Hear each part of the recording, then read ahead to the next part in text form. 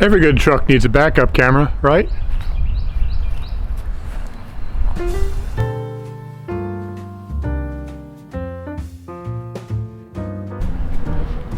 Well, hey everybody, I'm Bill with Live Simple, Live Free. I'm going to put a backup camera on our box truck here for the obvious reason, to help in backing up, right? Well, personally, I don't really need it. I can very easily back up using the mirrors. I was a truck driver, semi-truck driver for 8 years, so I don't have any issue with it. Elizabeth actually does fairly well with the mirrors as well, but it's going to be a lot easier for her to back up with the mirrors. I mean, with the backup camera. But the main reason that I want the backup camera is because I'm going to be using this trailer to haul my motorcycle back and forth between Virginia and Florida. The truck is 8 feet wide. This trailer is only 6 feet wide. Trying to back up a trailer when you can't see it is almost impossible. But it's even more than that. The motorcycle will be, this is the front wheel holder, and it'll be lashed down with, tie downs, great big thick tie downs. I want to be able to see while I'm driving down the road what's happening with the motorcycle. A friend of mine was towing, actually he borrowed this, and he was towing 2 motorcycles in here behind his truck, and one of the straps broke and the motorcycle fell over and it almost fell out onto the road. Fortunately, he was in a pickup truck where he could see it. He immediately pulled over. He was able to take care of it. If that would happen while I'm driving our box truck, I wouldn't even see it and the motorcycle would tumble out on the road. So to me, it's really crucial that I have this backup camera so that I can watch the motorcycle and the trailer while I'm driving down the highway. So that's my main motivation for putting in this backup camera.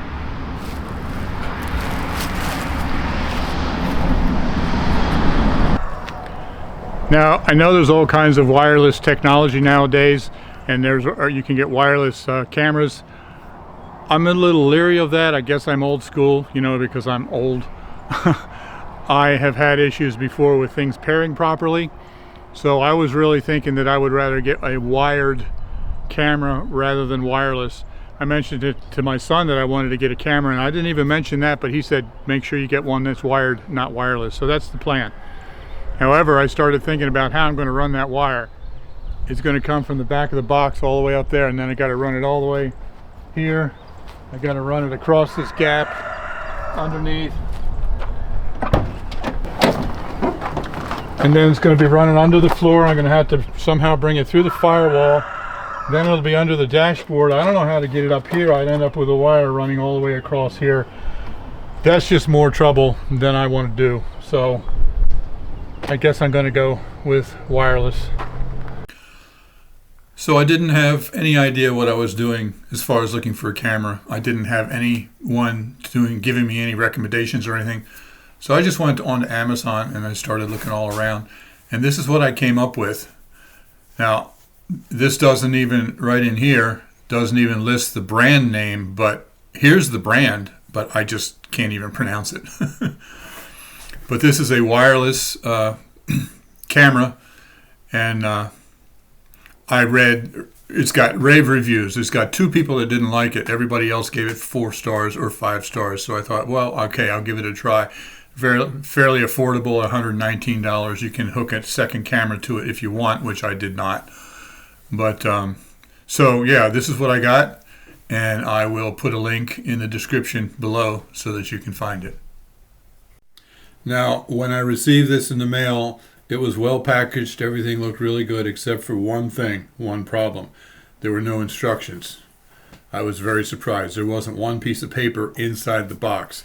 No mounting instructions, no operating instructions. I went to their website to see maybe there was someplace on their website online where they had instructions. Nothing.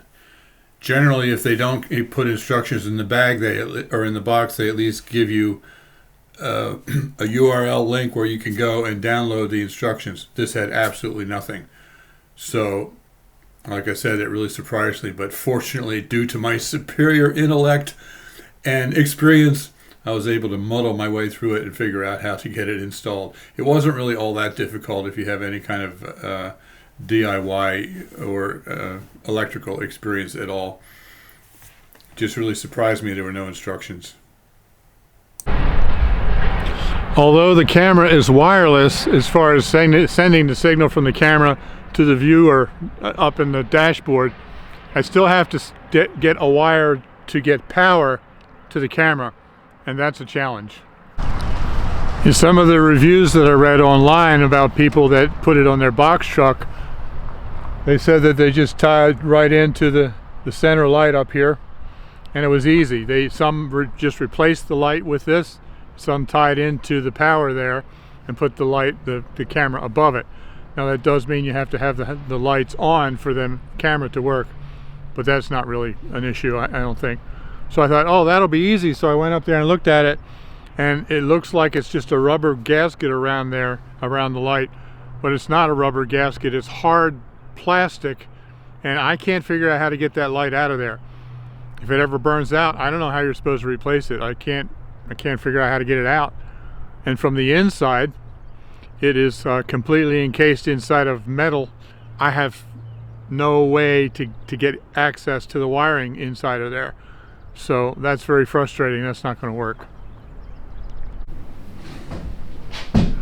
So this is inside the box now. You got to have the door down in order to see this, and I still don't know if you'll be able to, but this is the spring that brings the door up.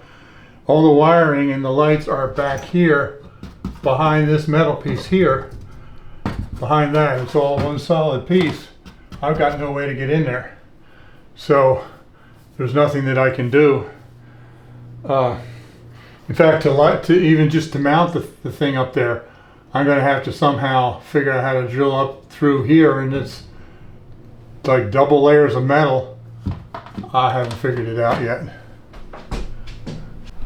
So anyway, I'm going to have to find the power from somewhere else and probably bring it up through that floor right there, and then run it up there and across and somehow out the roof. So I thought, well, I'll just tie it into the tail light. The lights would still have to be on, but at least I'd have power when the lights are on. I crawled underneath, and that's all pretty much buried as well. And then I discovered the light that lights up the license plate here. Those wires are very exposed underneath. So I'll be able to tie into that, bring it up through here and up top. It's going to be a pain, but that's the only way I can figure out how to do it.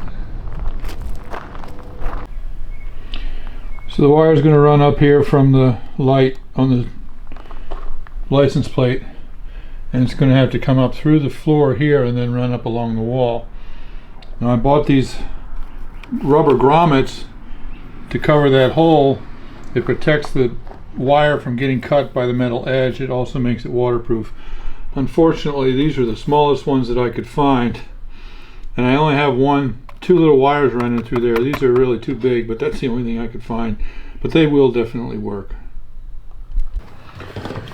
I've checked it out down underneath, and the best I can tell, there's nothing right here that I would hit, but I just want to drill a smaller hole first just to make sure I know where it's coming out.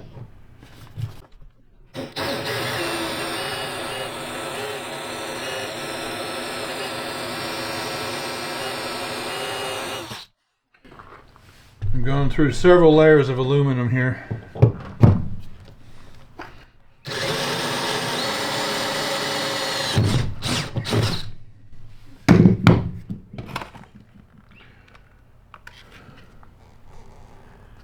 Okay, that aluminum is so thick I don't even know if this is going to work, because these are for one thin piece of metal. These are designed here for one thin piece.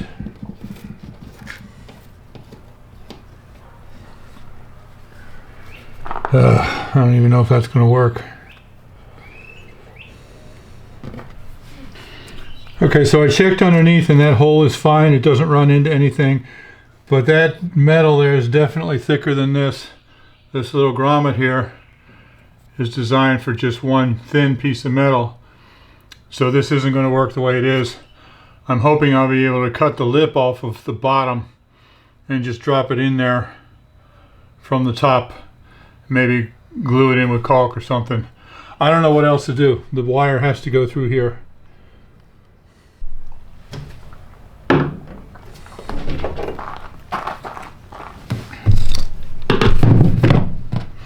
Now this is ultimately the drill that I need to fit this. This is a 3/4 inch bit. This stupid bit, the bit itself cost 25 bucks. These are really expensive. At any rate, I got the pilot hole. I'm going to drill a smaller intermediate hole before I use the big one.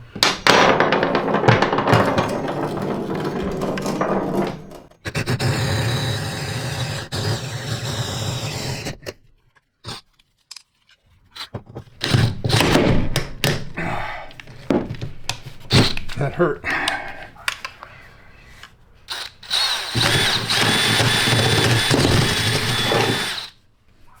Fortunately, this aluminum is soft metal and it's easy to drill. If that was steel, that would be a bear.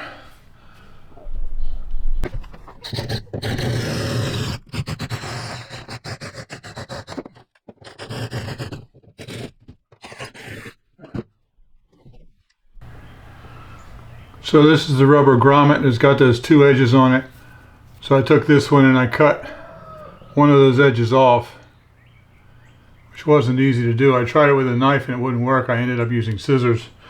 But that way now I can just drop that right in there, and I'll probably use some kind of silicone caulk or something to actually glue that into place so it's not going to move. And then the wire can run right down through the center. That protects the wire from the metal edge, and it'll make it waterproof.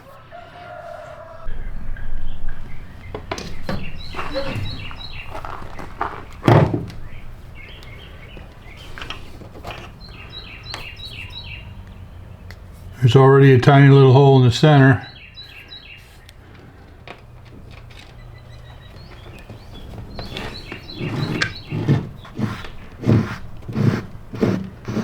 Now I'm going to go down underneath and hook that wire into the light for the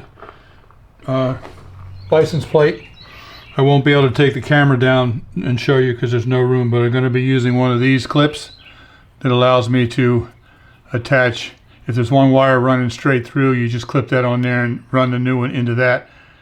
Squeeze it with pliers and that makes your connection. These are pretty cool. I really hate drilling a hole in the roof, but it's got to be done. I drilled a little pilot hole there to make sure from the inside that it's where I wanted it. Now I got to drill this big 3/4 inch hole for the rubber grommet that goes in there.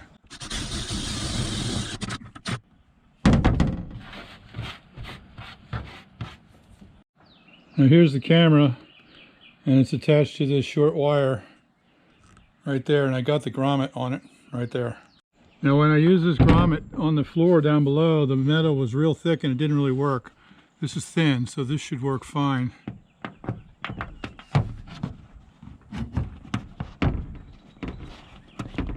Just like that. And then I will also put some silicone caulk around it to waterproof it.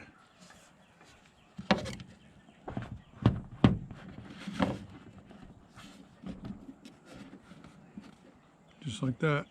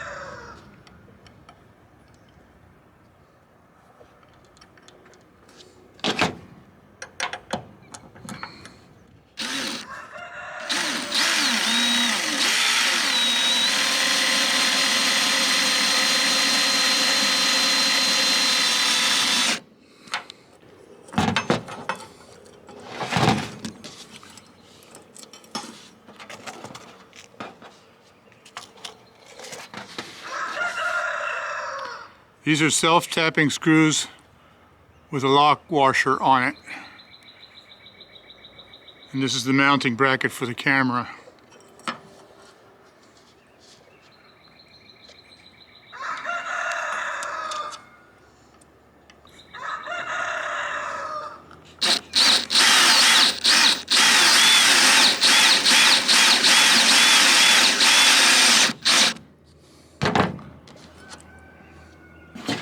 Now I'm going to be putting caulk underneath of it.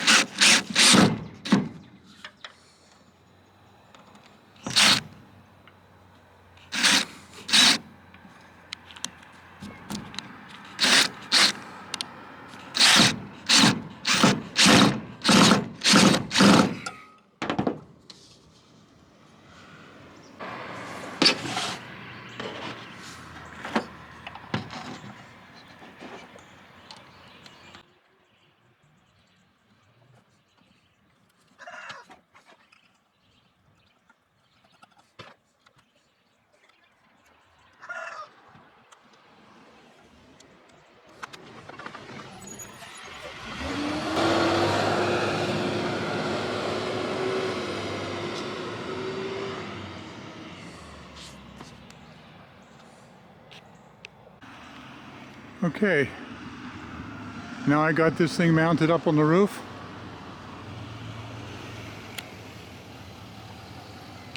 So now I've got some caulk around this gasket to glue it into place, and then I've got the wire attached with staples all the way up. And eventually this wall will be furred out and insulated, so this will disappear inside of the wall. So let's see how it works in here. Turn on the power. Turn on the lights to power the the camera in the back. Look at that, it paired almost instantly.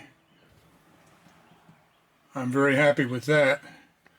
That's not only going to allow Elizabeth to back up much easier, well, and me too, but especially for her, but that's also going to allow me to see my motorcycle on my trailer while we're driving down the road. I'm very happy with that.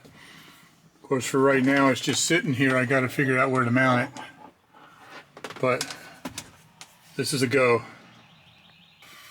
Okay, so here's the view screen. It plugs into the power cord here, and then there's two different ways to mount it.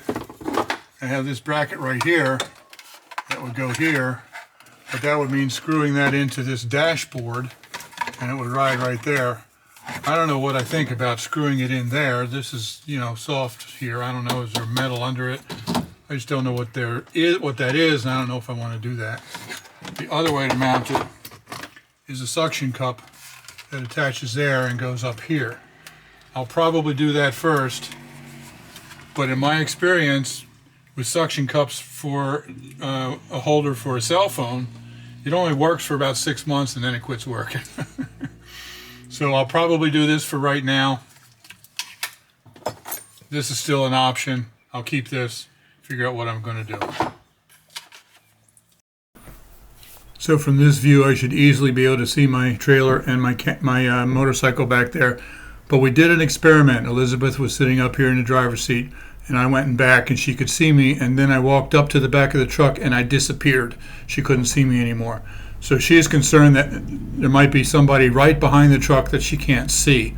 So I'm going to put the trailer on, and drive down the road and see what it looks like, and I might adjust the camera down a little bit, so that she will be able to see people that are back there right behind it. And also, I want to see how much of the trailer I can actually see. And like I said earlier, this thing came with absolutely no instructions at all, no manual of operation, so it's taken me quite a while just pushing all the buttons and going through all the menus to figure out how this thing even works. But I think I pretty much got it now.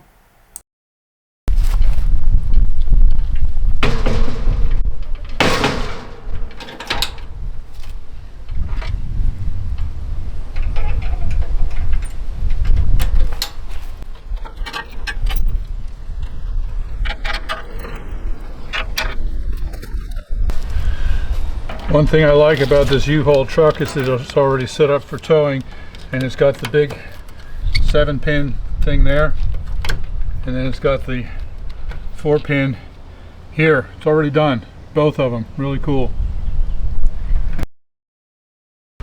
One thing I don't like about it is that it has a ball attached to the bumper instead of a 2-inch receiver, so at least I can pull the trailer, but I can't put anything else into it like a bicycle rack or anything else. I don't know, I might change that out, but if I'm only going to pull the trailer, then that's not a problem. Okay, so I haven't even gone anywhere yet, but I can see that I can see the majority of the trailer. I would be able to see the motorcycle. I just can't see the tongue of the trailer, or if anybody's standing right back there. I can definitely see the trailer. I'm going to tilt the camera down just a little bit, I think. I want to make sure that I don't make it tilt down so far that I can't see cars behind me. I'd like to have a little bit of distance vision in the camera as well. Well, I just climbed up there to adjust it, and I found a serious vulnerability. The whole camera was covered with Spanish moss, where it had hit a low hanging, not a branch, but just the moss hanging down from it. But the problem is, this is the antenna that was on it. It was sticking straight up in the air, and it's awkward. I'm only have one hand because I'm holding the camera, but this joint had come apart, and this was just flopping by the wire. Fortunately, I was able to snap it back together, but that's a real vulnerability, that it's sticking up higher than the roof of the box truck, and so it's susceptible to low-hanging branches and stuff. So I don't know if it'll help or not, but instead of having it sticking straight up like that, I'm going to turn it down out of the way. Now, it does not stick up as far as the roof vent, and we're going to have an air conditioner there in the center somewhere that both stick up further than this, but that's still vulnerable. I could have put it down further, but not much. It would still be sticking up. So now I can see the tongue. Can't actually see the ball, but I can see the tongue. So I'd be able to see somebody walking back there. But I don't think I have enough vision far back now to see cars coming up behind me. So I think I'm going to have to adjust it back up just a little bit.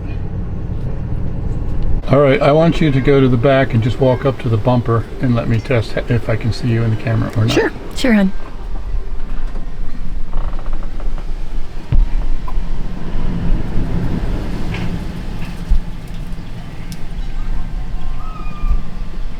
Come right up to the bumper.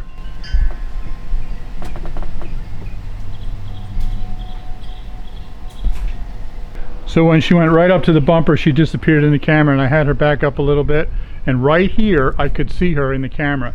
So essentially you're going to be able to see anybody back here. There's nobody going to be closer than that, I wouldn't think. Yeah. So I think you're good. Okay, good. So Elizabeth and I talked about it, and we decided to keep the camera pointed down like it is now. We can't see quite as far in the distance behind us, but I realize that if something's that far back, we can see it in the side mirrors anyway. So that's not really important. And she really wanted to be able to see what's right at her bumper, so we left it where it is, and I think it's going to be just fine. So I think this is going to be a game changer for us. We've never had a car new enough to have any kind of a backup camera in it. But those of you who have newer cars that have backup cameras, you know what I'm talking about. It's a game changer. The only thing I've driven that had a backup camera in was a rental car when I go to Utah occasionally. This is a 2007, this van, and this is the newest van that we've ever, the newest vehicle that we've ever owned. So that's part of that live simple, live free mentality. We don't buy something unless we can pay cash for it. And when we had the money, it's all a matter of priority. When we had the money that we could have bought a car, we decided to buy this house instead as an investment. So anyway, we haven't driven new cars. So I'm really liking this. It's really going to change things, makes it so much easier to back up, but especially makes it possible for me to monitor my trailer and motorcycle when we drive back and forth. So I'm very excited about it. Now, we've only used this for a few days, so I don't have a long-term evaluation for you, but so far I really like what I am seeing here. So I hope you enjoyed this. Thanks for watching. Live simple, live free. You be blessed. I'll see you next time.